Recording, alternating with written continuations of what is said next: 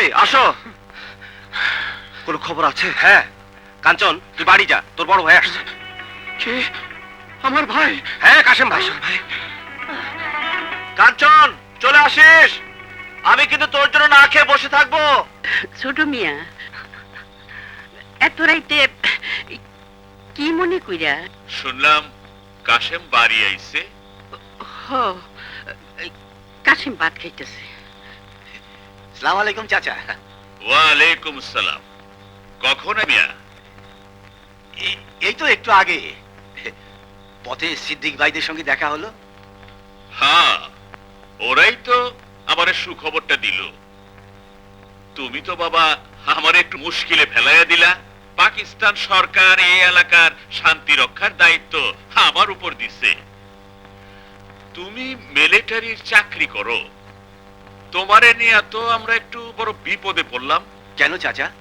আরে মিয়া, তুমি মিলিটারির লোক, ছুটি নিয়া না কিভাবে বাড়ি আইছো এটা থানায় জানাইতে হইব। বাবা কাশেম, কাল সকালে আমার সাথে একটু থানায় যাইতে হইব। থানায় কেন ছোট মিয়া? শুনছি থানায় যারা যায় তারা আর ফিরে আসে না। আরে ভয় নাই ভাবি, আমি তো আছি। বাবা কাশেম, তুমি কাল খুব সকালে রেডি থাকবা। তারপর থানার ওনারা যা যা বলবে সেই রকম কাজ করতে হইব, বুঝলা না? কোথা থেকে সব আবার রেপোর্ট টেপোর্ট আইসা যাইব, পর বিপদ চলে আসবো।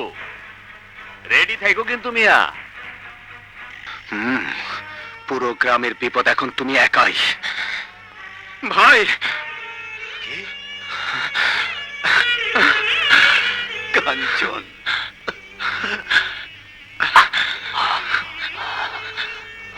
ভাই তুমি চাচার সাথে কাল থানায় যাবে না? মার কাছে তোদের কথা সব শুনেছি। ক্যাম্প কোথায়? ফুকরা ঠাকুর বাড়ি। চল।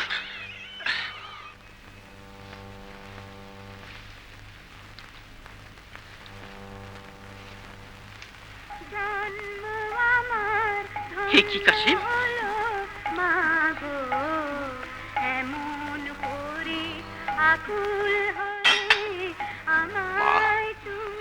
অস্ত্র দুটি তোমার দুই ছেলের হাতে তুলে দাও। তো হাতের থাল পইরা রইছে। অনেক দিন তোকে দুই ভাইয়ের একসঙ্গে খাওয়াই না। ভাত খাবি না? মা, ধানের থেকে চাল আর চালের থেকেই তো ভাত হয়। যার বুক চিরে জন্ম হয় ধানের গাছ, যার রক্ত খেয়ে মোটা হয় ধানের শীষগুলো, সেই অন্নদাতা মায়ের বুকের উপর দিয়ে চলছে শত্রু সেনাদের ট্যাঙ্ক। তাদের বুটের আঘাতে ছিন্ন ভিন্ন আজ সেই মায়ের সমস্ত শরীর। সেই মা ডাক দিয়েছে, অস্ত্র তুলে দাও মা, দোয়া করে দাও যেন জন্মভূমিকে শত্রু মুক্ত করে আবার তোমার কোলে ফিরে আসতে পারি। কেঁদো না মা, অস্ত্র তুলে দাও, দোয়া করে দাও মা। ভাই, বন্ধু, বাবা, চাচা, দেশের শত্রু সে যেই হোক, তাদের বিরুদ্ধে অস্ত্র ধরতে যেন হাত না কাঁপে। কাশিম, তোর কথায় বড় ডর করতেছে বাবা। আমার অনুরোধ, তোরা তোর চাচারে কিছু করিস না। ঠিক আছে, আশীর্বাদ করে দাও মা। তোমার দুই ছেলে যেন দেশের জন্য শহীদ হতে পারে।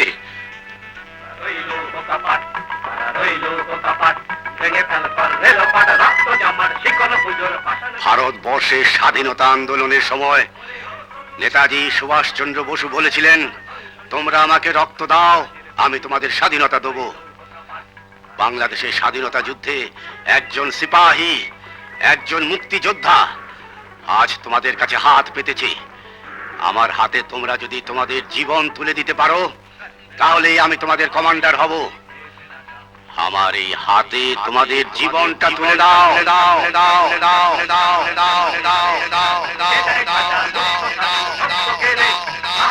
কথা দাও, নিশ্চিত মৃত্যু জেনেও পিছু হটবো না। নিশ্চিত মৃত্যু জেনেও পিছু হটবো না। কমান্ডারের সকল হুকুম মেনে চলবো। কমান্ডারের সমস্ত হুকুম মেনে চলবো। আজ থেকে কাশেম ভাই আমাদের কাশেম মুক্তি বাহিনীর কমান্ডার হইছে? যে তা হইলে তো আর দেশে শান্তি থাকলো না। এবারে তো এই গ্রামেও আগুন জ্বলবে।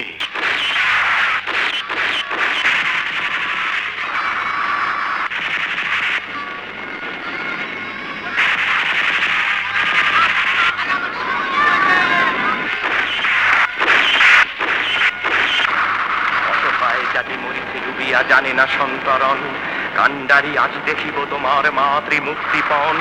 হিন্দু না ওরা মুসলিম ওই জিজ্ঞাসে গুঞ্জন, কান্ডারি বল ডুবিছে মানুষ সন্তান মোর মার। গিরিশঙ্কর ভীরু যাত্রীরা গুরুগর যায় বাজ, পশ্চাৎ পথ যাত্রীর মনে সন্দেহ জাগে আজ। কান্ডারি ভুলিবে কি পথ সেজিবে কি পথ মাছ, করে হানাহানি তবু জানি নিয়াছে যে মহাভার। কান্ডারি তব সম্মুখে ওই পলাশির প্রান্তর, বাঙালির লাল হলো যে থাকাইলের খঞ্জর।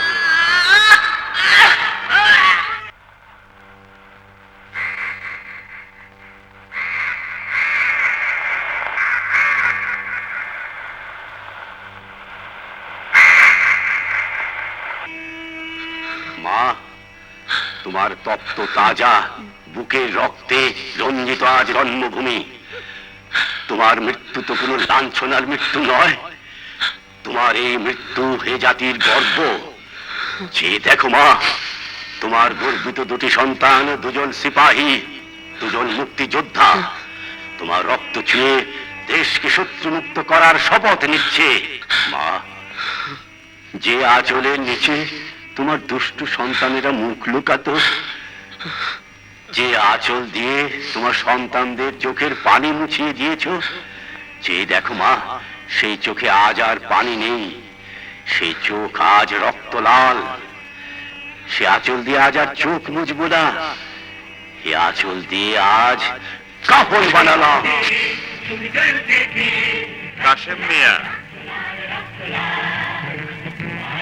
এখন কাইন্দা কোনো লাভ নাই। এই গ্রামে আগুন জ্বালাইছো তুমি, তোমার মায়ের মৃত্যুর জন্য দায়ীও তুমি। আমার মায়ের এই মৃত্যু যদি আমার জন্য হয়ে থাকে, এ আমার গৌরব। আমার মা দেশের গর্ব, আমার মা একজন বীরঙ্গনা, এ জাতির ইতিহাস। কিন্তু চাচা, তুমি এ জাতির কলঙ্ক। একজন বীরঙ্গনা মায়ের সন্তান হয়ে সে কলঙ্ক আজ মুছে দিলাম।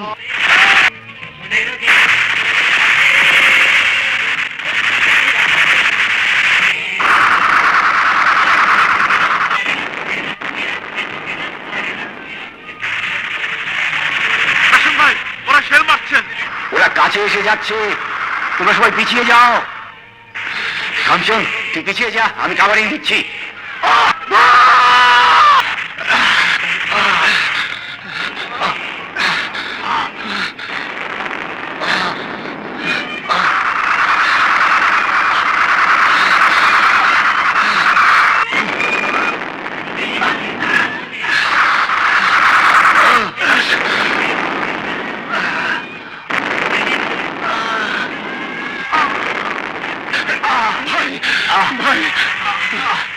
কাঞ্চন, কাঞ্চন, আমি আর বেশিক্ষণ বাঁচবো না, আমাকে নিয়ে যেতে পারবি না। আমার কাছে আয়। কাঞ্চন, আমি স্বাধীনতা দেখে যেতে পারলাম না, দেশ কিন্তু স্বাধীন হবেই। আমার বড় স্বপ্ন ছিল স্বাধীন দেশের মুক্ত আকাশে পথ পথ করে একটা পতাকা উঠবে, আর সেই পতাকার নিচে দাঁড়িয়ে আমি একজন সিপাহী পতাকাকে সালাম করব, পতাকাকে উঁচু করে রাখার জন্য চিরকাল যুদ্ধ করব। পারলাম না। কাঞ্চন, মৃত্যুর সময় আমি জেনে যেতে চাই আমার ভাই একজন সিপাহী হবে, আমার সেই স্বপ্নকে বাস্তবায়িত করবে। আমাকে কথা দে কাঞ্চন, দেশের সাথে কোনো দিন বেইমানি করবি না। কথা দিলাম। কঠিন পরীক্ষা দিয়ে প্রমাণ দিতে হবে। বলো কি পরীক্ষা? যুদ্ধক্ষেত্রে একজন সিপাহী আহত হবার পর যদি তাকে নিরাপদ স্থানে নিয়ে যাওয়া না যায়, আহত অবস্থায় তাকে যুদ্ধক্ষেত্রে রেখে যেতে নাই। কাঞ্চন, এই অবস্থায় এখান থেকে আমাকে নিরাপদ স্থানে নিয়ে যেতে পারবি না।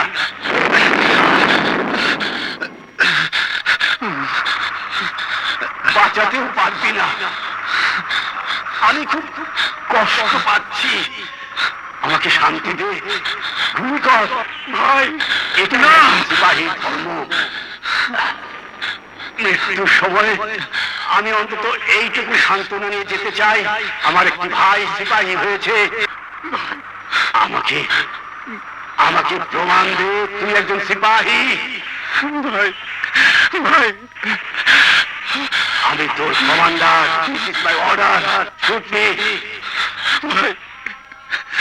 কাঞ্চন, শুট মি। সিপাহী কাঞ্চন, শুট মি। শুট মি কাঞ্চন, শুট মি।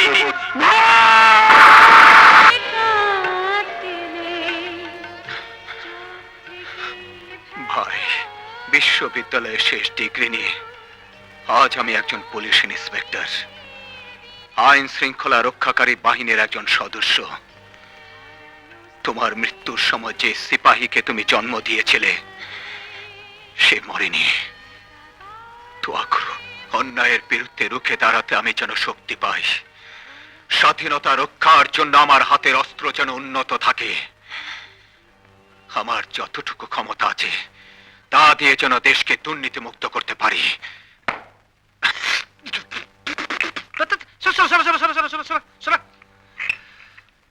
এই খারা খাইছে রে, ফাও খাইতে তো রাজি না, কিন্তু ওই 2 টাকা দে।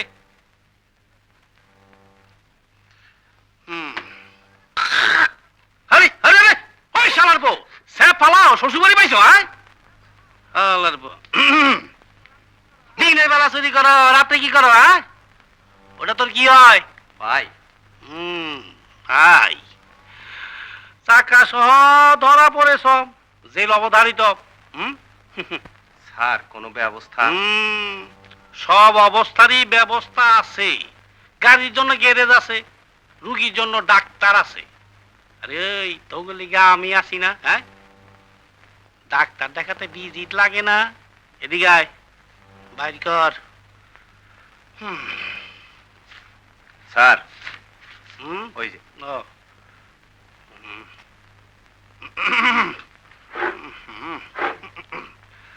কত? 200 স্যার। কত? 200। আরে হালার বই, গরম বাজার 200 টাকায় হয়? তবু আক্কল জ্ঞান নাই, কমপক্ষে কেসে 1000 টাকা দিবি। আর ওই শালার বউ, একটা চাকা খুইলা বেচতে পারলেই তো 2000 টাকা পাস। হ্যাঁ, তবু স্যার একটা কিছু করেন আমার। সবাই ভিতরে আসুন।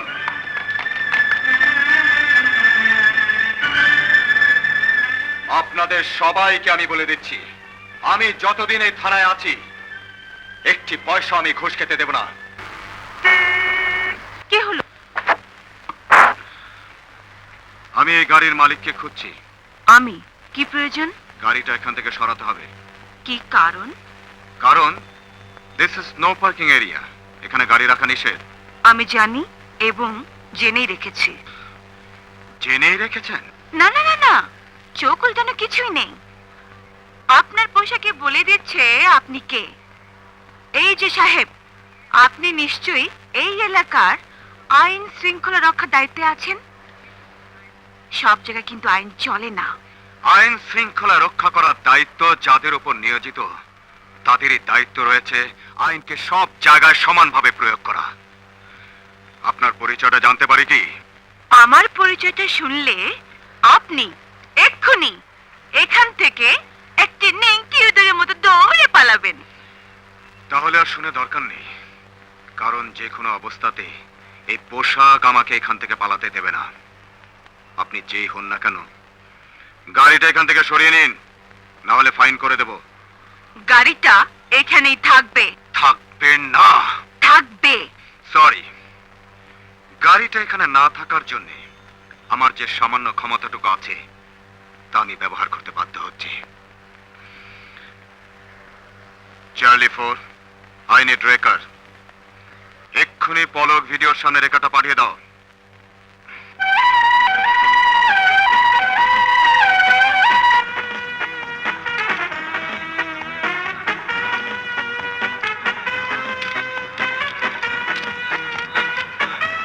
ওসি সাহেব, এটা কিন্তু একটু বাড়াবাড়ি হয়ে যাচ্ছে। একটু বাড়াবাড়ি নয়, আমি আমার ডিউটি করছি।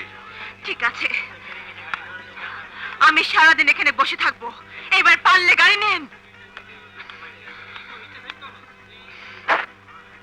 এখনো বলছি গাড়িটা সরিয়ে নিন, না হলে কিন্তু আপনাকে শুদ্ধ গাড়িটা নিয়ে যাব। চাকরির ভয় নেই? থাকলেও কিছু করার নেই, ডিউটি আমাকে করতে হবে। এই চলো গাড়ি, এই চল। ভালো হচ্ছে না কিন্তু, ফলাফল খুব খারাপ। আমি দুঃখিত, জেনেও আমাকে করতে হচ্ছে এই পোশাকের জন্য।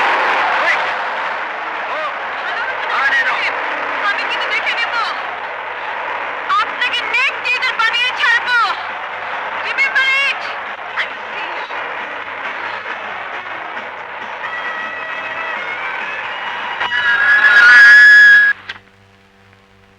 This is Zaman speaking.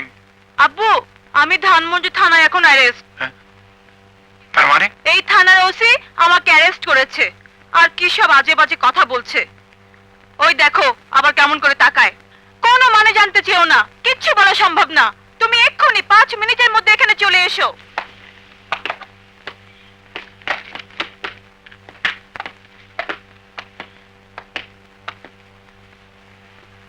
দেখুন আমি কার মেয়ে। স্যার, চম্পা আমার মেয়ে। তুমি ওকে অ্যারেস্ট করেছো? জি, মানে আব্বু, আমি আমার গাড়িতে রেখে পলক বুঝতে গিয়েছিলাম ক্যাসেট আনতে।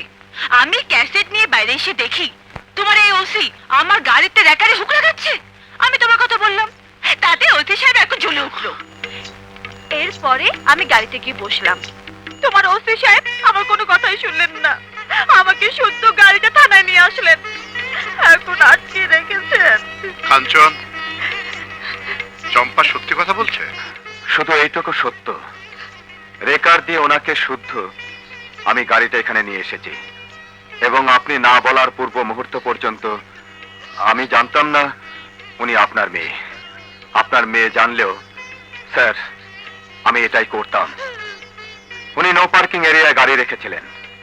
আমি ওনাকে গাড়ি সরাতে বললে উনি গাড়ি না সরিয়ে আমার ক্ষমতা দেখতে চেয়েছিলেন। আমার যতটুকু ক্ষমতা আছে আমি তাই করেছি। স্যার, আমি ওনাকে অ্যারেস্ট করিনি, নো পার্কিং এরিয়ায় গাড়ি রাখার দায়ে ফাইন করেছি। এটা রিসিট।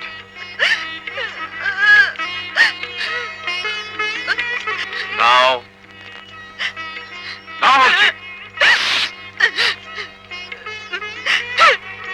যাও গাড়িতে গিয়ে বসো, যাও।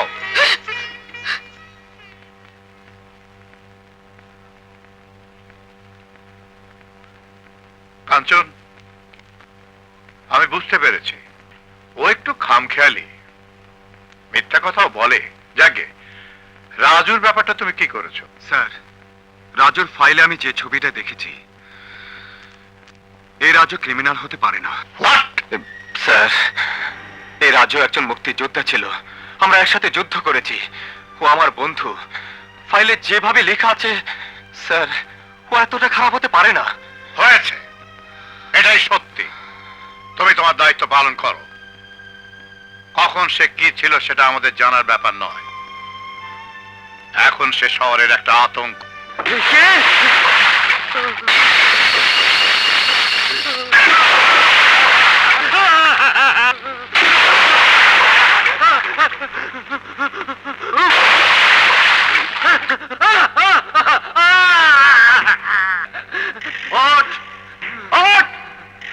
বল, প্রতি মাসে আমাকে তুই 2000 টাকা দিবি? দেবো বাবা, দেবো। এই এলাকায় যত 2 নম্বর কাজ হয় সবাই আমাকে ট্যাক্স দেয়। বাবা, এটা তো 2 নম্বর না। বিক্রি করিস বাংলা মদ, এটার তো কোনো নাম্বারই নেই। বাবা, সব ডিপার্টমেন্টে পয়সা দিয়ে আমি এটাকে 1 নম্বর করে ফেলেছি। চুপ! রাজুর ডিপার্টমেন্টে পয়সা না দিলে কোনোদিনও 1 নাম্বার হবে না। দেবো দেবো দেবো।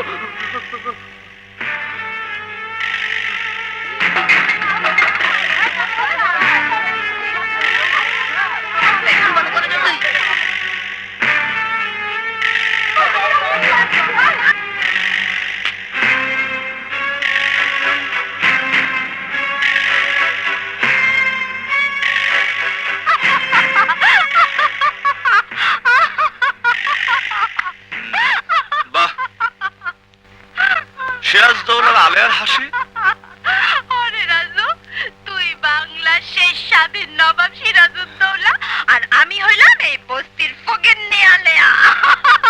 কিরে কত টাকা টেনেছিস? হাসি যে থামছে না। কি কইরা থামবো ক? বাংলার নবাবের নবাবী দখল করতে এসেছে ফিরিঙ্গিরা। পলাশিতে যুদ্ধ হবে, আলেয়াও আছে, আলেয়া যুদ্ধ দেখবে। তোর নবাবী বুঝি আর যায় রে রাজু মিয়া। চুপ কর। আস্তে চুপ তুমি করো রাজু মিয়া। ফিরিঙ্গিরা কয়া গেছে আমার হিরোইন বেচার ট্যাক্স, বস্তির ঘর ভাড়া সব তাগো দিতে হবে। খালি কয়া যায় নাই, আজকা বলে তো হবে। ওই যে হোটেলে তোমার আব্বুরা। যাও যাও যাও যাও যাও।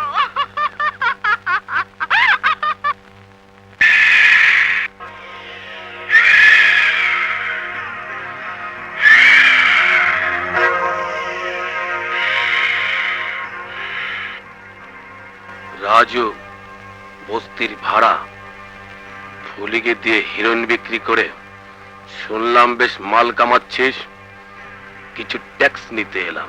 রাজু ট্যাক্স নেয়, দেয় না।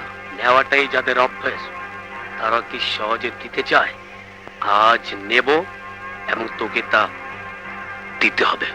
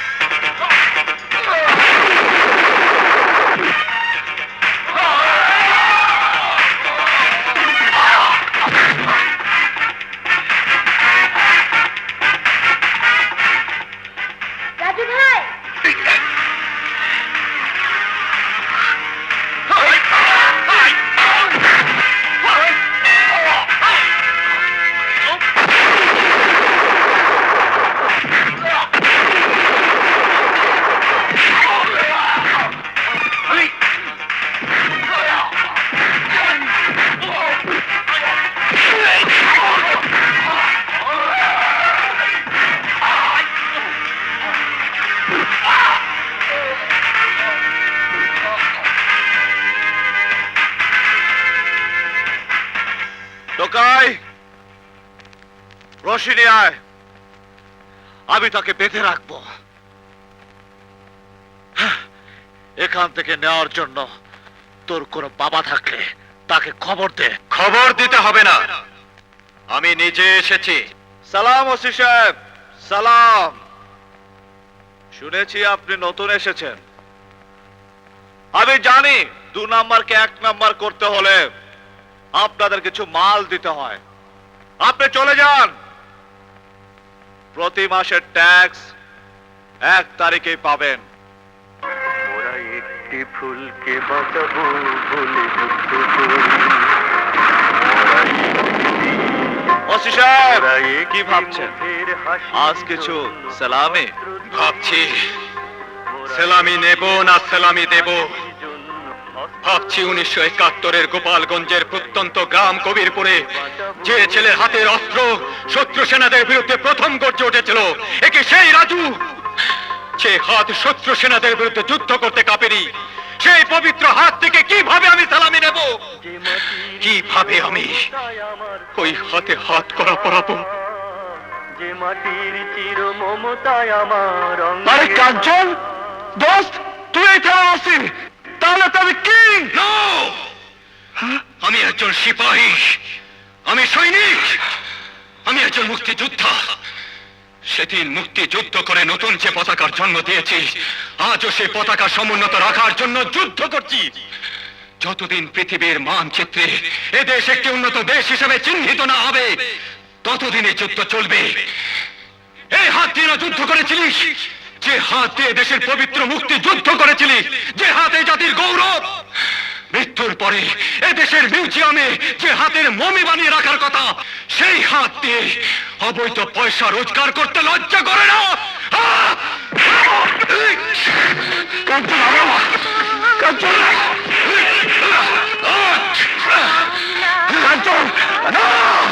কোন মুক্তিযোদ্ধা খারাপ হতে পারে না। কাঞ্চন, তুই আমাকে সাথে মানিস না। আমার এই হাত তোর গায়ে লাগবে না। না না না, শোধ হবে না। মৃত্যুর মুখোমুখি দাঁড়িয়ে 7 কোটি মানুষের জীবনের সন্ধান আনলে যারা, সে গানের মহিমা কোনদিন ম্লান হবে না। না না না, ম্লান হবে না।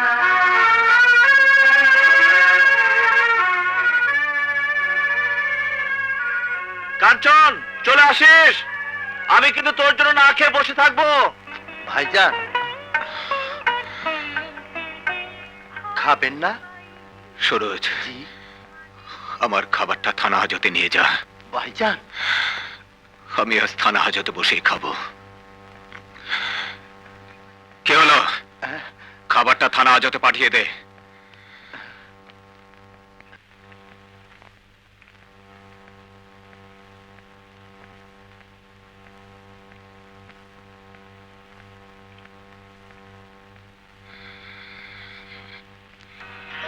চোখ থেকে মুছে ফেলো ওসি সাহেব, আপনি? রাজু, আমি কাঞ্চন, তোর দোস্ত। 21 বছর এই বুকটা কারোর সাথে মেলাতে পারিনি রাজু। 21 বছর তোকে দিয়ে একসাথে ভাত খেতে পারিনি। হায় রাজু, একসাথে খাই। হায়। একটু আগে ধানমন্ডি থানার ওসি জনাব ইলিয়াস কাঞ্চন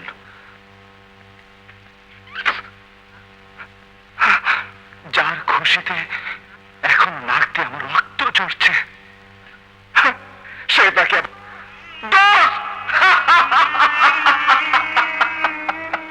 আমার দোস্ত।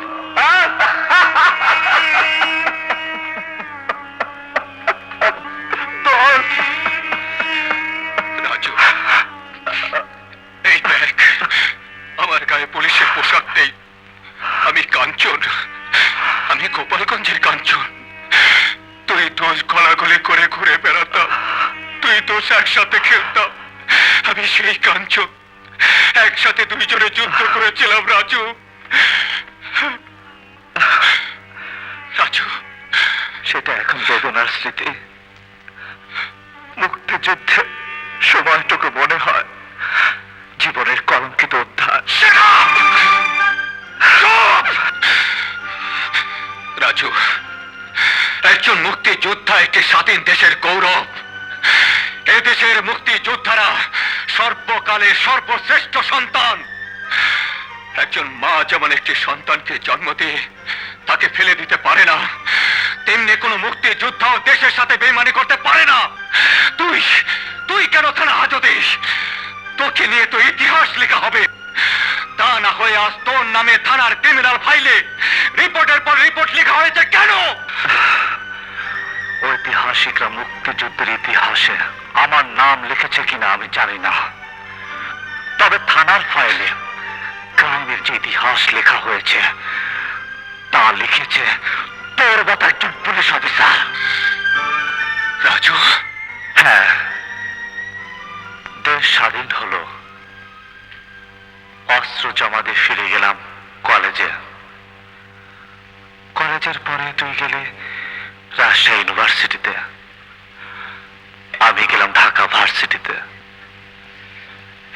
আসে একটি মেয়ের সাথে পরিচয় হলো, পরিচয় থেকে ভালোবাসা। হই হুল্লোড়ের মধ্যে কাটতে লাগলো দিনগুলো। আমাকে নিশ্চয় চিনতে পারোনি। আমি কবিরপুরের খান বাহাদুর ইসমাইল হোসেন খানের ছেলে, খান মোহাম্মদ দেলোয়ার হোসেন খান। জি জি, চিনেছ? হ্যাঁ। আসলে তোমরা অনেক কষ্ট করে দেশ স্বাধীন করেছ।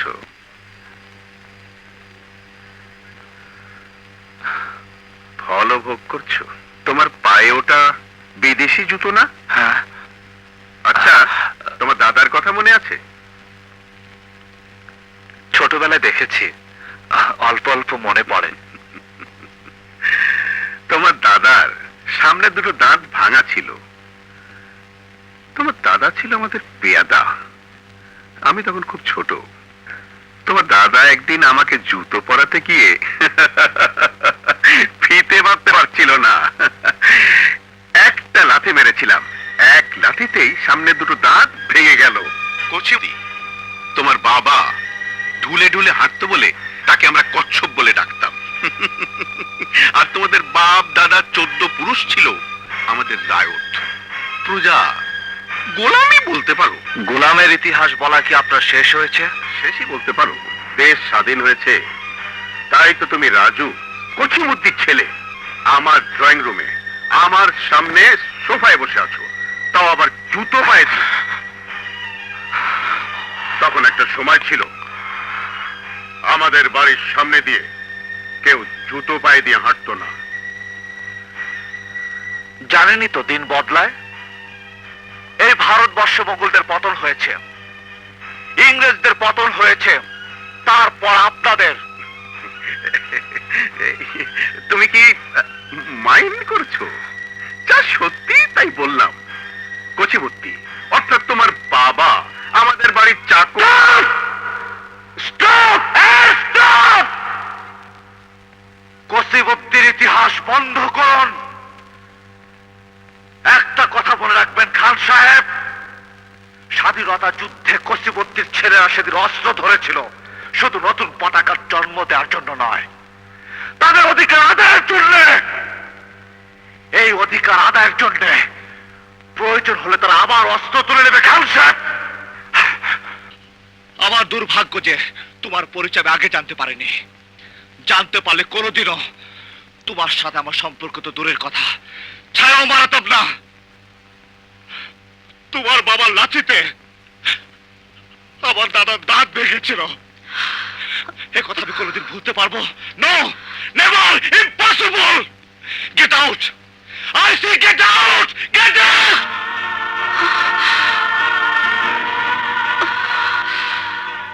আমার ড্যাডি মিথ্যে কথা বলেনি। তুমি আসলে ছোট লোকের বাচ্চা। Yes, yes, অল কসিমুদ্দিনের বাচ্চারা ছোট লোক। হ্যাঁ, আমি ছোট লোক। আরে খান বাহাদুরের বাচ্চা, আরে খান সাহেব, আরে দালালের বাচ্চা, এই দেখ কসিমুদ্দির ছেলে এসেছে। যুদ্ধ আইনে কসিমুদ্দির ছেলে আবার যুদ্ধ ঘোষণা করছে। কসিমুদ্দির ছেলেরা শুধু নতুন পতাকার ভূখণ্ডের জন্য যুদ্ধ করেনি, তাদের গোলামীর অবসরের জন্য যুদ্ধ করেছে। আবার সেই যুদ্ধ হবে। রশিদ, পুলিশকে টেলিফোন লাগা। আর খানের বাচ্চা বেরিয়ে আয়। রাজু প্লিজ। আমি গোলামের বাচ্চা, কসিমুদ্দিন। রাজু প্লিজ আর একটি শব্দ করো না। তুমি এক্ষুনি এখান থেকে চলে যাও। আর কোনোদিন এই বাড়ির পাশে আমি করে দিচ্ছি। ধরে নিয়ে গেল পুলিশে, বেআইনি অস্ত্র রাখার দায় 7 বছরের জেল হলো। অথচ ধরা পড়লাম খালি হাতে। কাঞ্চন, অস্ত্র আমার কাছে ছিল না, ছিল না কাঞ্চন, বিশ্বাস কর। পুলিশ অফিসারের পা ধরে আমি কেঁদেছিলাম। আমি গরিবের ছেলে, আমার জীবনটা নষ্ট করবেন না স্যার। 7 বছর জেলে থাকাকালে মা বাবাকেও হারালাম। বের হয়ে দেশের যে অবস্থা দেখলাম, তাতে মনে হলো কি প্রয়োজন ছিল 71-এর যুদ্ধের। কচিবদ্দি ছেলেদের ভাগ্য কিন্তু কোনো পরিবর্তন হয়নি, তাই নিজের অধিকার নিজেই আদায় করে নিতে থাকলাম। হয়ে গেলাম ক্রিমিনাল। এখন তুই ভালো হতে পারিস না রাজু। ছেড়ে দিতে পারবি তুই আমাকে এখান থেকে? ফিরিয়ে দিতে পারবি আমার জীবনের 7টি বছর? প্রমাণ করতে পারবি সেদিন দেহের অস্ত্র আমার কাছে ছিল না? পুড়ে ফেলতে পারবি আমার নামে থানা ফাইলগুলো? তাহলে বিশ্বাস কর কাঞ্চন, আমি ভালো হয়ে যাব। আমি ভালো হয়ে যাব কাঞ্চন, আমি ভালো হয়ে যাব। পারবি না, বরং পারবে আরো 2টো মিথ্যে মামলা আমাকে ঢুকিয়ে দিতে। কাঞ্চন, তুই এখান থেকে চলে যা। তুই একজন পুলিশ অফিসার, আমি একজন ক্রিমিনাল, আমি একজন দাগি আসামি। চলে যা কাঞ্চন, চলে যা, চলে যা কাঞ্চন, and get out Kanchan, get out! নাও, রাজু চার্জশিটে কাঁঠাল বাগানের ডাকাতি কেসে তার ইনভলভমেন্টের কথা তোমাকে লিখতেই হবে। হাউ ইম্পসিবল স্যার, আমি তা পারবো না। এমনি একজন পুলিশ অফিসার ওর জীবনটাকে ধ্বংস করে দিয়েছে, আর আমি ওর বন্ধু হয়ে, নো স্যার নো, আমি তা পারবো না। হোয়াট? তুমি কি মনে করো না রাজু একজন criminal? Answer me, Raju criminal? Yes sir. একজন ক্রিমিনালের শাস্তি পাওয়া উচিত। ইয়েস। ধানমন্ডি থানা এলাকার আইন শৃঙ্খলা রক্ষার দায়িত্ব কার হাতে? তোমার হাতে? Yes sir. তাহলে ওই এলাকার শান্তির জন্য, আইন শৃঙ্খলা বজায় রাখার জন্য তোমাকে লিখতেই হবে, আর রাজুকে হাজতে দিতে হবে। স্যার, আমি রাজুকে জিজ্ঞেস করেছি, সে ওই ডাকাতি কেসে ছিল না, এবং আমি তা বিশ্বাস করি। আমার হাত দিয়ে আমি রাজুর বিরুদ্ধে কথা লিখতে পারবো না স্যার। ভয়, সে একজন দাগি আসামি। তাছাড়া ওই মামলায় তাকে সন্দেহ করা হয়েছে। কেসটা হেভি না করলে ওকে তুমি বেশি দিন হাজতে রাখতে পারবে না, তা তুমি বোঝো। তাই বলে আই এম সরি স্যার। কাঞ্চন, তুমি ভুলে যাচ্ছ, পুলিশ তার কাজ শুরু করে সন্দেহ থেকে এবং শেষ করে প্রমাণ দিয়ে। You have to write it, forget about your friendship. Okay? Okay sir. Suraj, শেষ পর্যন্ত রাজুর কথাই সত্য হলো। আমি পারলাম না, আমি রাজুর জন্য কিছুই করতে পারলাম না। শেষ পর্যন্ত আমার কলম দিয়েও তো রাজুর বিরুদ্ধে লিখতে হচ্ছে। যে পুলিশ অফিসারের জন্য রাজুর এই পরিণতি, তার আর আমার মধ্যে পার্থক্য কোথায়?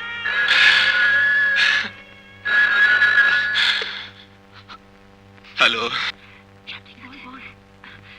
হ্যালো, ওসি সাহেব, জি বলছি। আমি 18 নম্বর কলাবাগান দিলের হোসেন খানের বাড়ি থেকে বলছি। আমাদের বাড়ি ডাকাতি হচ্ছে। আমি আর কিছু বলতে পারলাম না, আমাকে বাঁচাও!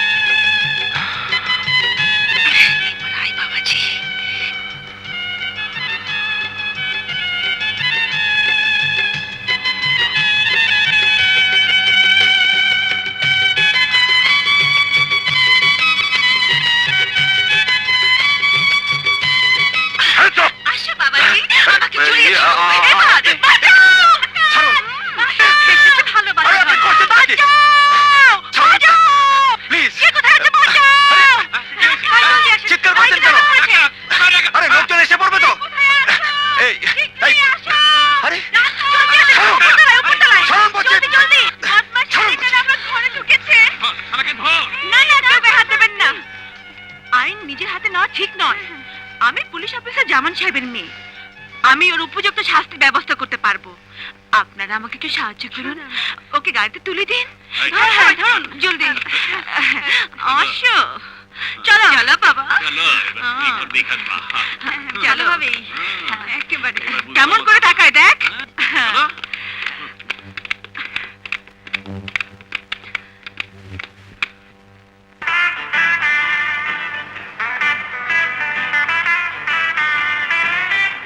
ওসি সাহেব, এখন আপনার আইন কোথায়? মানে মানে বোঝেননি? আপনার চাকরিটা এখন চলে যাবে। কি অপরাধে? অপরাধ বদমাইশি। বদমাইশি? হ্যাঁ, আপনি আমার ঘরে ঢুকেছিলেন বদমাইশি করতে। ও, আমি লপাস। যখন কোর্টে কেস হবে তখন বুঝবেন। বুঝতে পেরেছি, কিন্তু কোর্টে যদি আমি সত্যি কথা বলি তাহলে তো চাকরি থাকবে না। হ্যাঁ? আমি যদি বলি আমি আপনার সাথে বদমাশি করেছি, তখন তো উকিলরা বলবে আপনি রাজি ছিলেন কিনা, কিভাবে করলাম। কই আসুন। কি ব্যাপার চম্পা, রত্না, কাঞ্চন সব একসাথে কোত্থেকে? আমি বলছি, আমাকে বলতে দিন। আব্বু, আমরা দুই বান্ধবী মার্কেটিং এ বেরিয়েছিলাম। জানোই তো দেশটা একেবারে গোল্লাই গেছে, রাস্তাঘাটে হাইজ্যাকার একেবারে ভর্তি। নিউ মার্কেটের দোকান থেকে বেরোচ্ছি, হঠাৎ একটা লোক আমার গলার চেনটা ছিঁড়ে নিয়ে দৌড়। আমি চিৎকার করলাম, সবাই পাথরের মতন দাঁড়িয়ে দেখলো। বিশ্বাস করো আব্বু, বম্বের নায়ক মিঠুন, অনিল কাপুর, সালমান খান, অমিতাভ বচ্চন সব ফের বাজ পাখি, একেবারে বাজ পাখির মতন কোথা থেকে ছুটে এলো কাঞ্চন সাহেব। ছো মেরে ধরলো ছেলেটাকে, ফিরিয়ে দিল চেন। ভাবলাম ধন্যবাদটা আব্বুর সামনে গিয়ে দেব। ধন্যবাদ ওসি সাহেব, চলি আব্বু। চল। Thank you OC. Excuse me sir, আপনার মেয়ের সাথের মেয়েটিকে? কেন চেনো না? চেনার তো কথা। তোমার বাড়ি গোপালগঞ্জে না? জি স্যার। তোমাদের গোপালগঞ্জের নাম করা লোক দেলোয়ার হোসেন খান আমার বন্ধু, তারই মেয়ে। ও হ্যাঁ স্যার। স্যার স্যার ওদের বাসা কি কলাবাগান? হ্যাঁ। এক্সকিউজ মি স্যার, আমি একটু ওই মেয়েটির সাথে কথা বলতাম। ঠিক আছে, যাও। Thank you. এই যে শুনুন, আপনি রাজাকে চেনেন? কোন রাজু? ভার্সিটিতে পড়তো এক রাজু, তাকে চিনতাম, কিন্তু সে মরে গেছে জেলখানায়।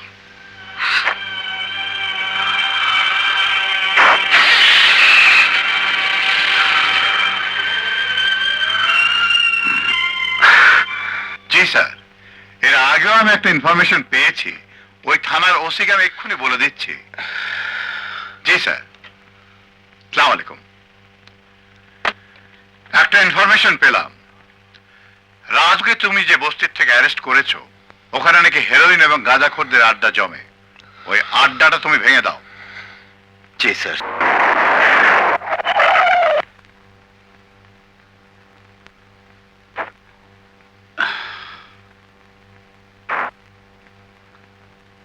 এই এদিকে আয়। ফুলির ঘর কোনটা? স্যার এইটা।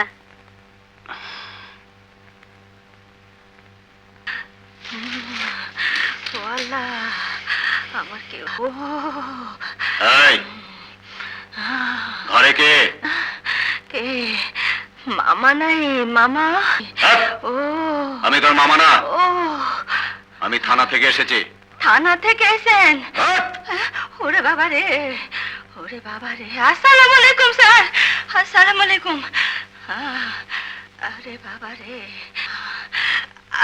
আপনি কে লেগেছেন স্যার? তোর ঘরে হিরোইনের আড্ডা বসে? হিরোইনি? স্যার গো, আমি কোনো দিন হিরোইন দেখি নাই, সিনেমা হলে দেখছি।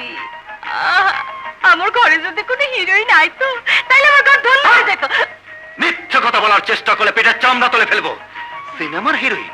হিরোইন ছিল না, হিরোইন খায় তুই খাস, এখানে হিরোইন খাওয়া আড্ডা জমে, তুই বিক্রি করিস। ওরে আমার স্যার গো, ওরে আমার আল্লাহ, একে কথা শোনালেন স্যার। স্যার আমার শরীর হাতে দেখেন 400 ডিগ্রি সব সময় থাকে স্যার। হাতে চারশোটিরই জ্বর, হ্যাঁ? চোরা বেটি, শোন, স্যার। নিজে তো শেষ হয়েছিস, দেশের আর 10টা ছেলে মেয়েকে নষ্ট করবি না। কাঞ্চন, এই লেটারটা পড়ো।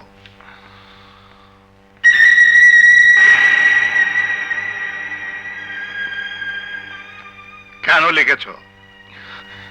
স্যার, আমার সামনে যে ফাইলগুলো আছে তার সবই আমার লেখা। এগুলোর সাথে মেলালে বুঝতে পারবেন এই লেখা আমার নয়। আমার প্রতি এতটুকু বিশ্বাস রাখবেন স্যার, আমি যা করি তা বলার সৎ সাহস আমার আছে। এই চিঠি আমি লিখিনি, লিখলে অবশ্যই আমি স্বীকার করে নিতাম।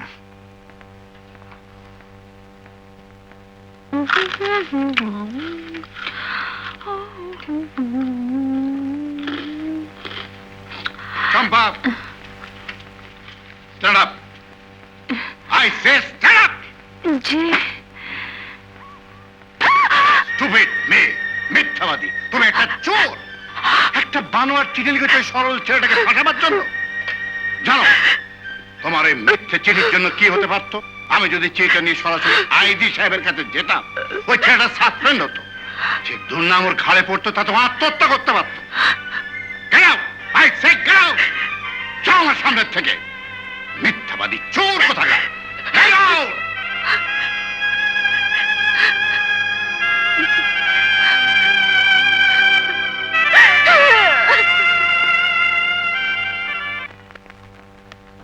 এক্সকিউজ মি ব্রাদার,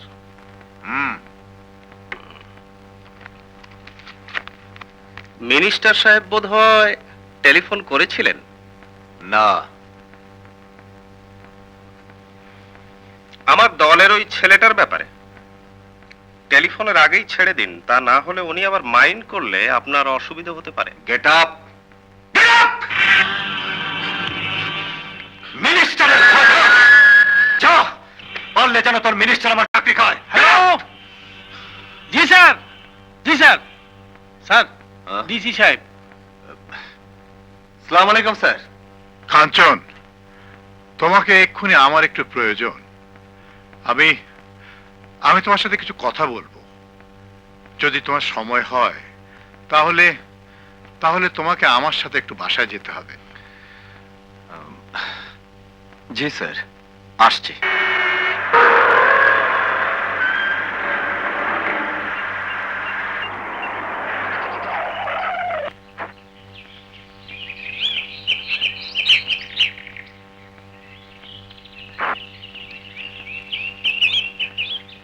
কাঞ্চন, জি।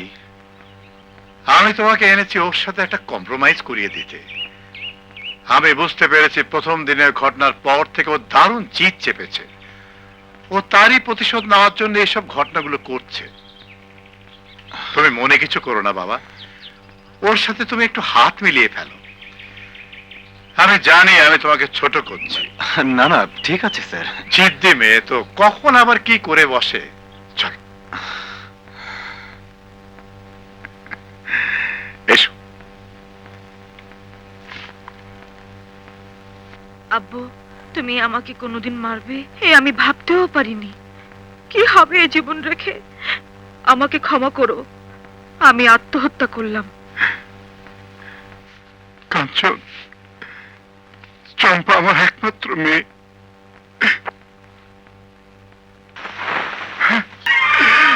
কাঞ্চন, আমার চম্পা রে, আমার চম্পা রে।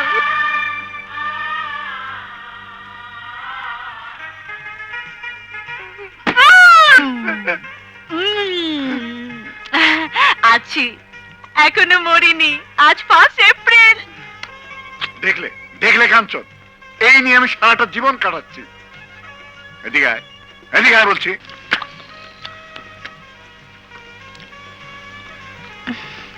কাঞ্চন তোর কাছে হার মেনেছে। বাবা হাত মেলাও তো। লক্ষ্মী মা, সব ভুলে যা। শোনো, আর কোনোদিন মিথ্যা কথা বলো না। হাত মেলাও মা।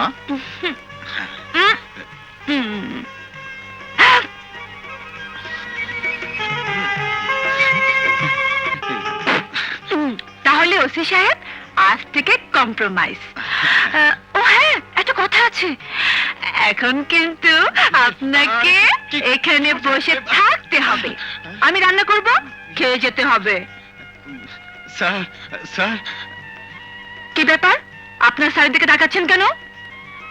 এটা অফিস নয়, এটা বাড়ি। এই বাড়ির মালিক আমি। হ্যাঁ স্যার, আমার মিনিস্টারের ডিউটি আছে, মিটিংয়ে আমি নিচে না থাকলে। ও হ্যাঁ, আমি তো ভুলেই গিয়েছিলাম। চম্পা, কাঞ্চন আরেকদিন খাবে মা, ওর খুব জরুরি কাজ আছে। জন্মের পর থেকে দেখছি তোমাদের সব কাজই জরুরি। ঠিক আছে, যান যান ওসি সাহেব। রাগ করবেন না, আমি একদিন নিজে এসে খেয়ে যাব।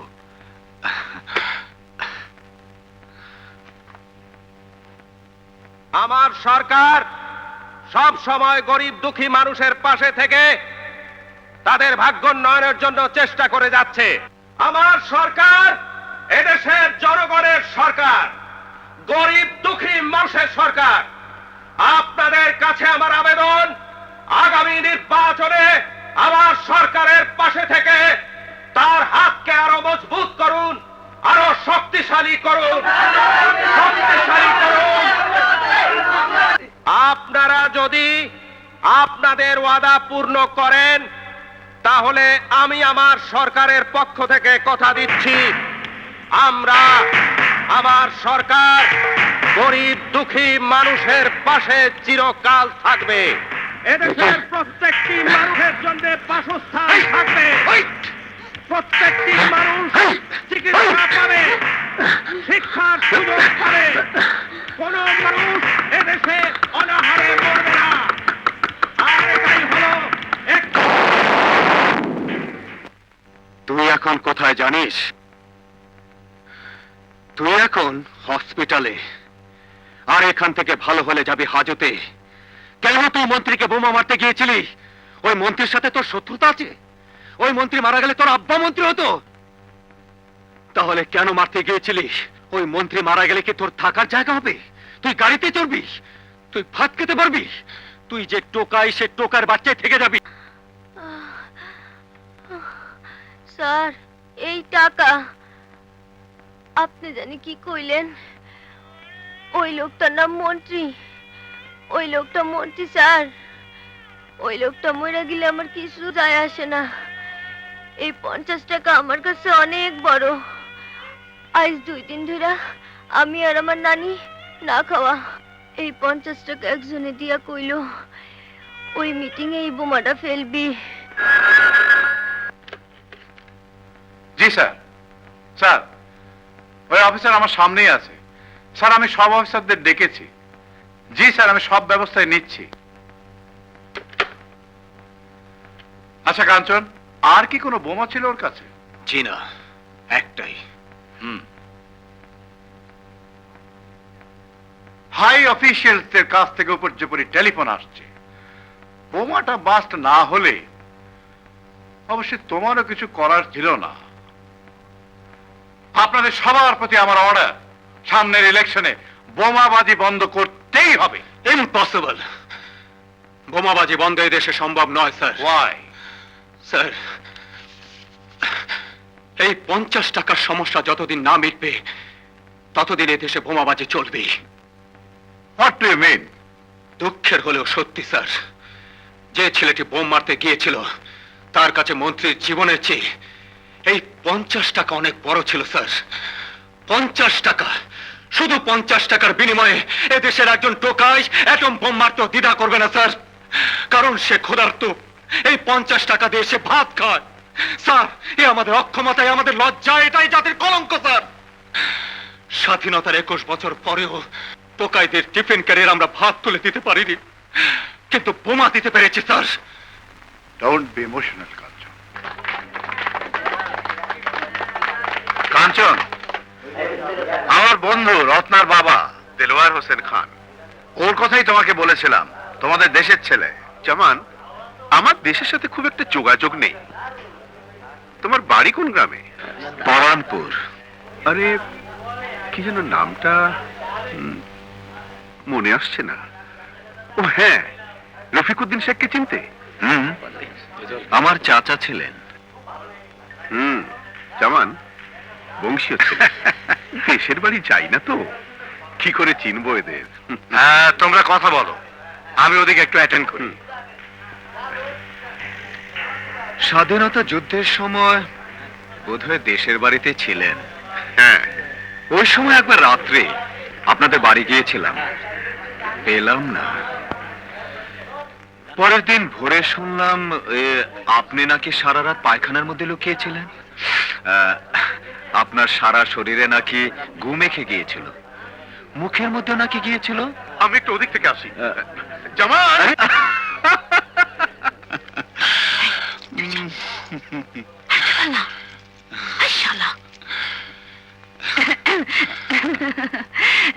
মুরব্বীদের সাথে কি বলছিলেন? আর যাই হোক, মিথ্যে কথা বলছিলাম না। আমি বুঝি মিথ্যে কথা বলি? না, তা নয়, সত্য কথা কখনো বলেছেন কিনা তাই ভাবছি। এ বুঝি বিয়ের দাওয়াত? এখনই বুঝবেন কিসের দাওয়াত? বিয়ের আগের দাওয়াত। খালা, ইনি আমার খালা। আসসালামু আলাইকুম। খালা কি যেন বলবে আপনাকে। খালা, কথা বলো, আমরা আসি। ভালো করে বলো, ভালো করে। তোমার নামই তো কাঞ্চন। জি তোমার সাথে আমার কিছু কথা আছে। জি বলুন। কি আর কথা, খোলাখুলি বলে ফেলি। তোমার সম্পর্কে সব আমরা জেনেছি। তুমি খুব স্ট্রেট ফরওয়ার্ড ছেলে, তাই সোজাসুজি বলি। আমার দুলাভাই তোমাকে খুব পছন্দ করেন, চম্পাও।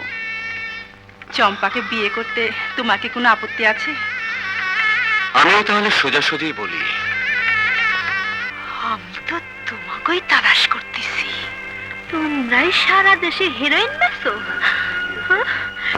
আমি শুনছি হেরোইন বেচলে 14 বছরের জেল, না হয় ফাঁসি।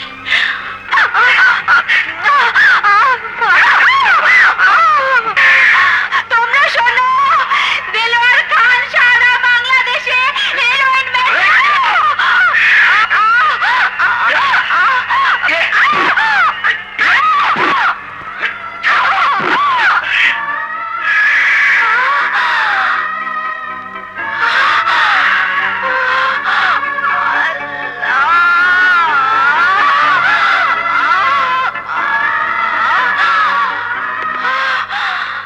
শাবাশ কবিলা, মানি লোকের মান তুমি বাঁচিয়েছো।